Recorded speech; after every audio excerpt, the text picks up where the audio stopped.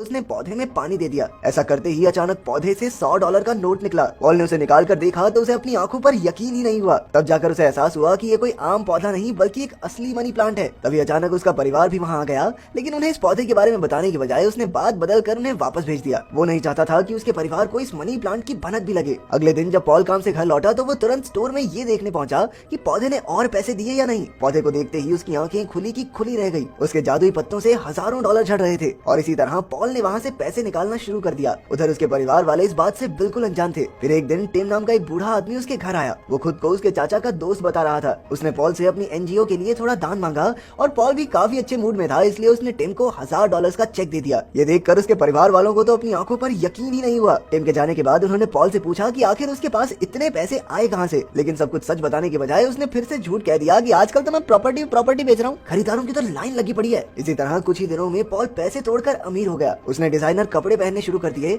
और आखिरकार गीता और बिरजू को भी उनकी पॉकेट मनी मिल ही गई। इससे पूरे घर का माहौल भी धीरे धीरे बेहतर हो रहा था। इसके बाद हमने देखा कि पॉल अब बिल्कुल बदल चुका है। उसे पैसों की कोई परवाह नहीं थी और अब तो वो बस पैसे उड़ाने के बहाने ढूंढता रहता था। एक दिन उसने सबसे महंगी घास काटने की मशीन खरीदी। हालांकि उसके घर में इतना बड़ा बगीचा तो था भी नहीं। फिर एक सुबह उसके साथ काम करने वाले दोस्त जैक ने उसकी पुरानी गाड़ी का मजाक उड़ाया तो पॉल ने गुस्से में आकर तुरंत एक स्पोर्ट्स कार खरीद ली। लेकिन गड़बड़ ये हो गई कि उसने गाड़ी का सारा पैसा कैश दिया, जिसे देखकर कार डीलर को उस पर शक हो गया। उसे लगा कि पॉल जरूर कुछ गैर कानूनी काम करता होगा, इसलिए उसने तुरंत पुलिस को खबर कर दी। जल्द ही डिटेक्टिव मिलर वहां आ पहुंची और कार डीलर से सारी जानकारी लेने के बाद उसने हिसाब लगाया कि पॉल जरूर कुछ गैर कानूनी धंधे से जुड़ा है। अब उसका मकसद बस पॉल को रंगे हाथों पकड़ना था। उधर पॉल ने काम पर जाकर जैक को अपनी नई गाड़ी दिखाते हुए धौंस जमाई तो पॉल ने पूछा कि उसके पास इतने पैसे कहां से आए। पॉल ने जवाब दिया कि उसके चाचा उसके लिए काफी पैसा छोड़कर गए थे। इसके बाद उसने घर जाकर अपने परिवार को वो नई गाड़ी दिखाई। उसके बच्चे तो खुशी के मारे नाचने लगे, लेकिन उसकी पत्नी ग्रेस को उस पर शक होने लगा कि आखिर इसके पास इतने पैसे आ कहां से रहे हैं। उसने फिर से पॉल से पैसों के बारे में पूछा, लेकिन पॉल ने फिर बात टाल दी। अगले कुछ दिनों तक ग्रेस उससे ये सवाल बार बार पूछती रही, लेकिन पॉल हमेशा कोई ना कोई बहाना बना देता। इसी वजह से उन दोनों के बीच थोड़ी अनबन शुरू हो गई। एक दिन टिम एक बार फिर से उससे दान के लिए पैसे मांगने आया, लेकिन पॉल का मूड काफी खराब था, इसलिए उसने गुस्से में टिम को वापस भेज दिया। फिर पॉल के ऑफिस जाने के बाद डिटेक्टिव मिलर उसके घर आई और ग्रेस से पूछताछ करने लगी। उसने ग्रेस से पॉल के काले कारनामों के बारे में पूछा, लेकिन अपने पति से झगड़ा होने के बावजूद भी ग्रेस ने मिलर के सामने पॉल का साथ ही दिया। उसने कहा कि पॉल एक ईमानदार और मेहनती आदमी है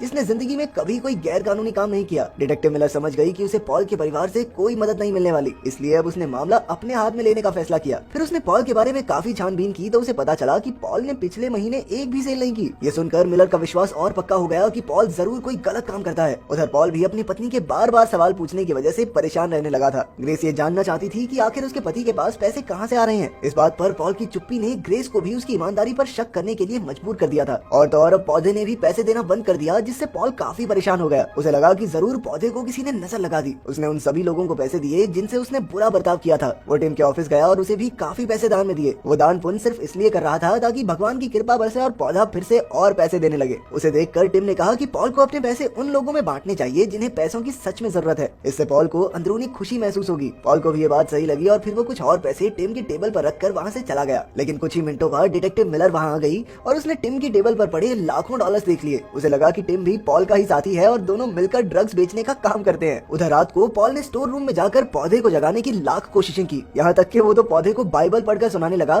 ताकि भगवान उसकी मदद करें, लेकिन ऐसा कुछ नहीं हुआ। फिर अगली सुबह जब पॉल ने कॉफी खरीदी तो उसे गरीब आदमी दिखाई दिया और क्योंकि पॉल अपने पौधे को जगाने के लिए दान पुण्य कर रहा था तो उसने उस गरीब आदमी को $100 दे दिए। लेकिन उसके जाने के बाद डिटेक्टिव मिलर वहाँ आ गई और गरीब आदमी के हाथ में पैसे देखकर उसे लगा कि ये भी जरूर पॉल के साथ मिला होगा। उसने तुरंत उस बेचारे गरीब आदमी को गिरफ्तार कर लिया। उधर पॉल ने आज अपने बेटे से वादा किया था कि वो साथ मिलकर फुटबॉल मैच देखेंगे, लेकिन वो अब तक घर लौटा ही नहीं। ग्रेस ने उसे काफी बार फोन किया, लेकिन पॉल ने फोन उठाया ही नहीं। आखिरकार ग्रेस अपनी बेटी कैरी के साथ पॉल की फैक्ट्री में उसे ढूंढने गई, लेकिन वो जगह तो एकदम खाली थी। जैसे ही कैरी एक अंधेरे कमरे में घुसी तो अचानक वो एक गड्ढे में गिर गई जो कपड़े से ढका हुआ था। असल में पॉल ने ही इस गड्ढे को ठीक कराने के बजाय उसे कपड़े से ढक दिया था और आज उसकी बेटी को ही इस चालाकी का खामियाजा भुगतना पड़ा। फिर उसे हॉस्पिटल ले जाया गया क्योंकि उसके हाथ की हड्डी टूट गई थी। जैक को पॉल की इस लापरवाही पर बहुत गुस्सा आया क्योंकि उसने कई बार पॉल से उसे ठीक करवाने को कहा था। बाद में पॉल को भी अपनी गलती का एहसास हुआ और वो ग्रेस के सामने रोने लगा। उसने पूरी जिंदगी ऐसे ही चालाकी करके काम चोरी की थी और शायद इसी वजह से उसके परिवार को तंगी में जीना पड़ा। आखिरकार ग्रेस ने उसे माफ कर दिया और एक नई शुरुआत करने को कहा। फिर वो लोग कैरी को घर ले आए और सबने सुख की सांस ली। अब पॉल को एहसास हो चुका था कि अपने परिवार से बढ़कर उसके लिए कुछ भी नहीं है। उसने अपने पत्नी और बच्चों से वादा किया कि अब वो दिल लगाकर काम करेगा और वो कभी तंगी में नहीं जिएंगे। लेकिन अगले ही दिन डिटेक्टिव मिलर ने आकर उसे गिरफ्तार कर लिया। जब वो जेल में गया तो वहाँ उस गरीब आदमी को देखकर वो हैरान रह गया और तो और टिम भी वहीं मौजूद था। आखिरकार उसने सच्चाई का खुलासा किया। वो पहले से ही मनी प्लांट के बारे में सब कुछ जानता था।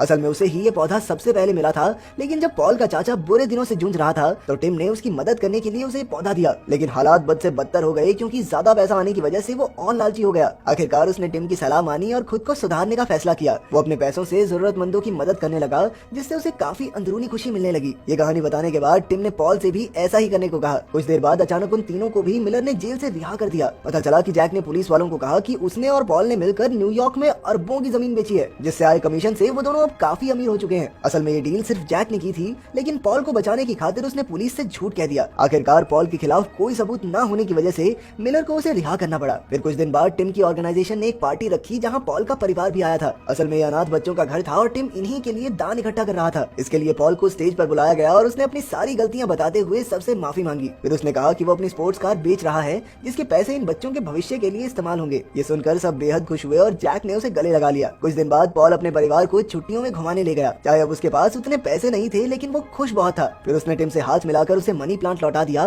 क्योंकि अब उसे जिंदगी की असल कीमत समझ में